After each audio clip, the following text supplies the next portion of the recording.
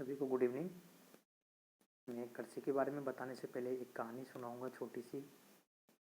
महाभारत में सभा पर्व में ऋषि नारद युधिष्ठिर से कहते हैं, हे राजन, अपने राज्य में कृषि विस्तार, सुधार और उत्पादन को बढ़ाने के लिए आपको जगह जगह पर बावड़ी, नदी, कुएं, तालाब आदि खुदवाने चाहिए, ताकि आपका जो कृषि उत्पादन और कृषि से संबंधित और जो भी समस्याएं हैं, जैसे जल की अनोखी समस्या है, उसको दूर किया जा सके और आपका जो राज्य है बारिश के पानी पे ही निर्भर ना रखे, तालाब, कुएं और आदि पर आत्मनिर्भर बने।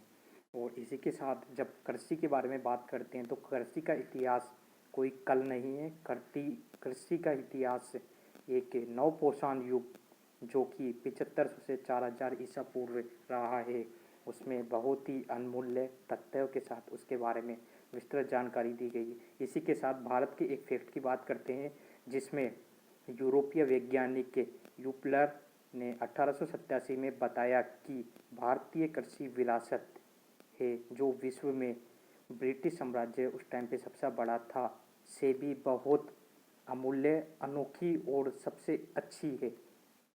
इसी के साथ मैं आपको हिस्टोलॉजिकल फैक्टर यानी ऐतिहासिक तथ्यों के बारे में बताऊंगा, जहां पर कृषि का विस्तार से वर्णन किया गया है और प्राचीन विरासत, कृषि विरासत के बारे में बताया गया है।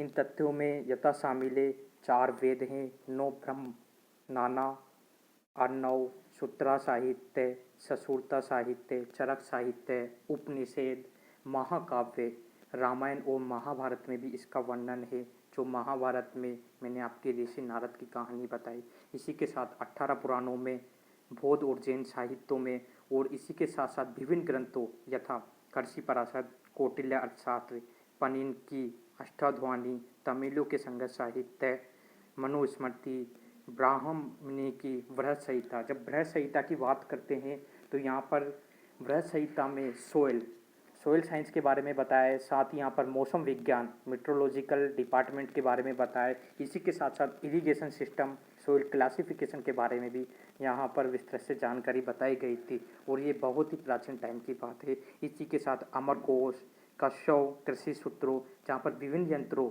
जो कि कृषि में यूज होते हैं, कृषि कार्यों में उपयोग होते हैं, उनों के बारे में बताया गया है। इसके साथ शूर्पणखा के वृक्षायुर्वेद में विभिन्न प्रकार के पादपों का वर्णन किया गया है, यथा अक्षर, कन्नन आदि के बारे में बताया गया है। और इसी के साथ साथ हमारा जो इतिहास रहा है, मोहनजोदड़ो, हड़प्पा में भी हमें देसी हल, जुते हुए खेत, अनाज के भंडार, पहिए के अवशेष मिले हैं।